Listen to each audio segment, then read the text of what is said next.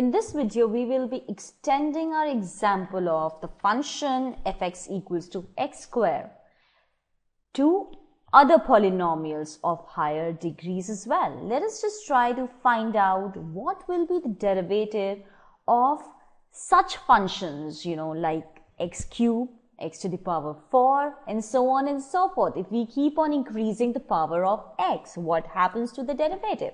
Let's try to figure out that. So, function fx equals to x square, as we experienced and we found out, the derivative at any point x equals to x naught equals to 2x naught, right?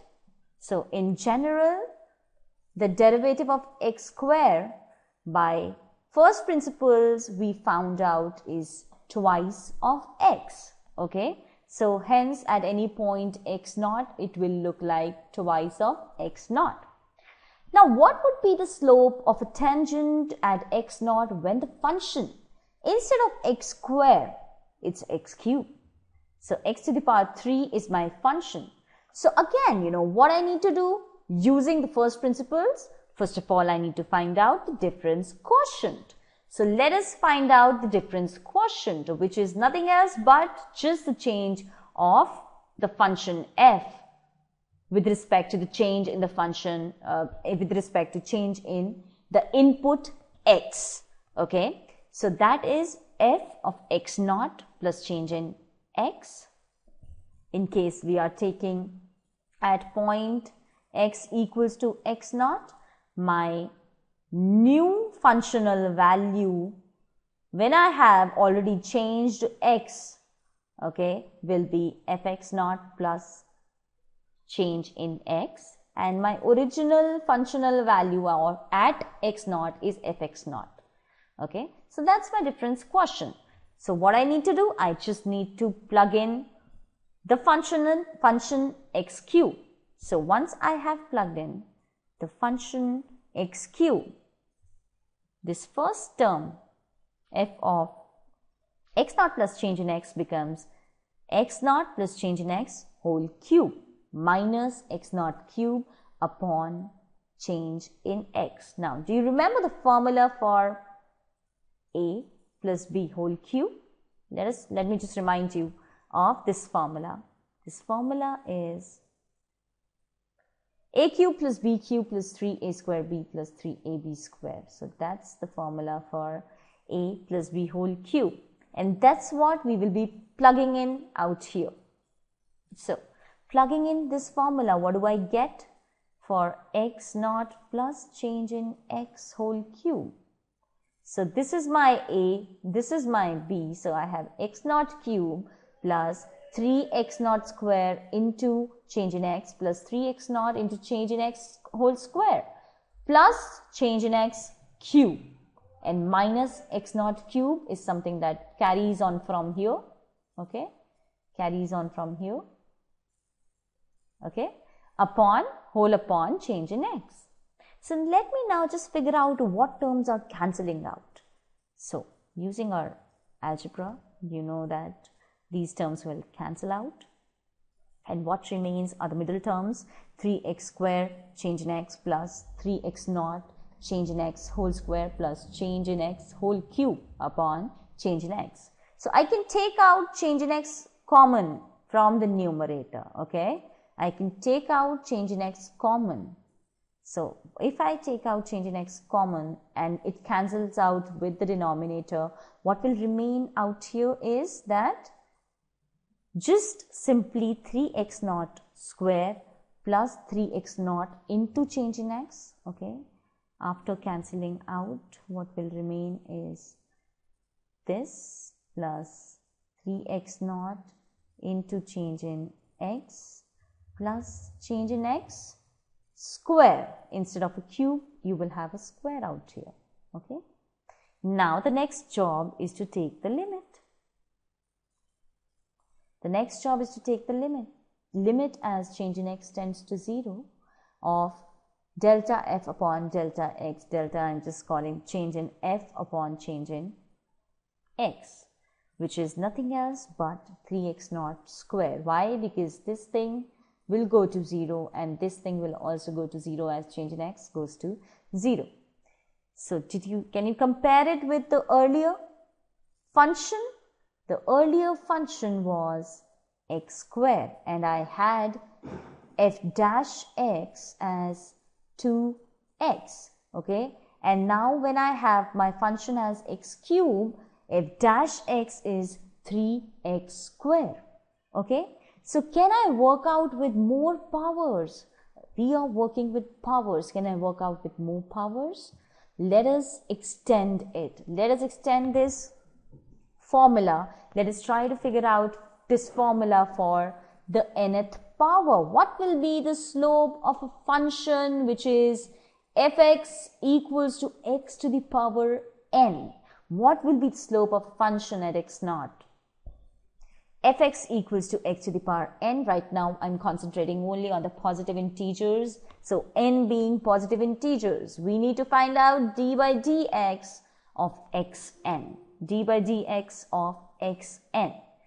So first come first, what are we supposed to find out? We are supposed to find out the difference quotient. So this is my df out here. Difference quotient out here, okay?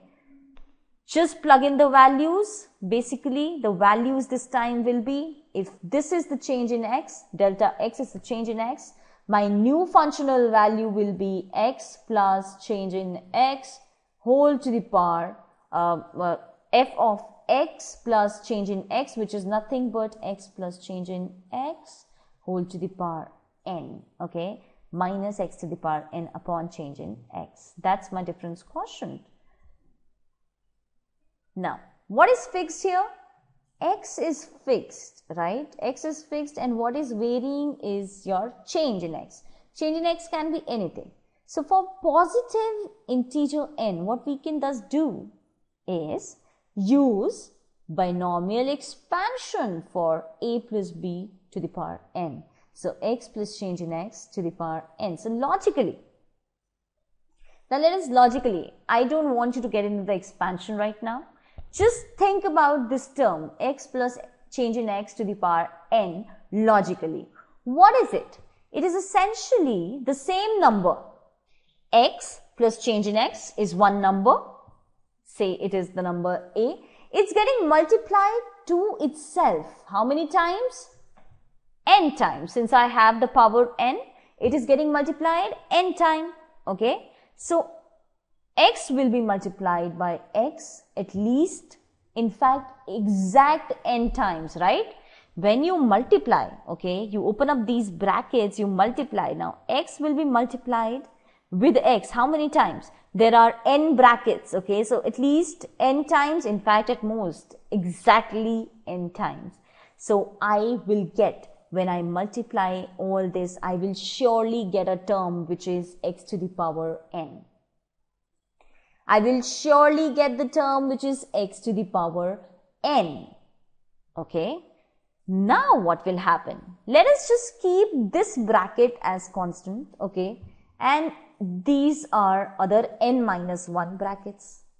These are other n minus 1 brackets. So now what is happening? When these brackets multiply to each other, what will you get? You will get a term x to the power n minus 1. X to the power n minus 1, just like I got x to the power n when I multiplied all the brackets. So surely when you multiply n minus 1 brackets, you will get x to the power n minus 1, right? And then this gets multiplied with change in x, okay? One term change in x, it will get multiplied by change in x, right? Everywhere, it will be multiplied by change in x. How many times will that happen? Since you have in total n brackets, it will happen n number of times. So this term essentially designates what I just said to you right now. X to the power n minus 1 getting multiplied to change in x. How many times? N times. At least n times, because there are n brackets out here. Just try to think on that direction, right? Similarly, what will happen? Now, this was a term with single change in x. These are the terms which are getting multiplied with single change in x, okay? Change in x is not in powers. But when you multiply change in x to change in x more and more number of times, you will have terms which will surely have change in x to the power 2, 3 and so on and so forth. Increasing powers of change in x, okay? Which I'm not bothered about right now. I call it as a waste, okay? A waste. Why? I will just get to that point. So this last piece is essentially a function which is of change in x square or above powers, okay? These last terms will be, let me call it j of change in x square. Square why? Because it signifies that change in x is in the power of 2 or more, okay? So, what do I get? I get change in f upon change in x as 1 upon change in x into this term to the power n minus this term to the power n. So, a to the power n, b to the power n. Okay. Now, this thing,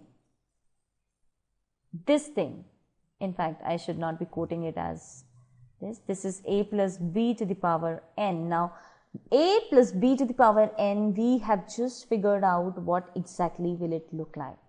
It will look like something x to the power n plus nx minus 1 into change in x plus some more terms which will have change in x in the power of square or more, okay, and minus x to the power n as it is. So, this term cancels this term out, and what I am left with is nx to the power n minus 1 into change in x plus this last term whole upon change in x, okay. Now, whole upon change in x, what will happen next is, now this change in x will cancel out with this, okay. This change in x will cancel out with this, and what will remain extra is these terms which will have change in x in the power of 2 or more upon change in x. So, whatever term I will have here will be getting multiplied to at least change in x, right? Whatever terms I will have here will be getting multiplied to at least change in x. So, when I take the limit as change in x tends to 0, which is my second step, after finding out the difference quotient, I need to take out the limit as the denominator goes to 0, that is change in x goes to 0, okay. So, when change in x goes to 0, this whole thing will also tend to 0, right, because this whole thing is at least once multiplied with change in x, okay. And the only thing that will remain is nx to the power n minus 1. And that's why I actually call this term as a waste term, because it will be getting multiplied with at least one time change in x. And as change in x will go to 0, this will all go to 0. Okay. So my limit as change in x goes to 0, del f upon del x is essentially nx to the power n minus 1, and this holds true for all the polynomials. This holds true for all the polynomials. This is the derivative for all the polynomials. So, when we were looking at x square, So, my n is 2. Okay, and my derivative we derived is 2x. Okay, so n minus 1 equals to 1. So, 2, which is n, x, n minus 1. Right? And similarly, we did it for x cube. So, that was 3x square, n x to the power n minus 1.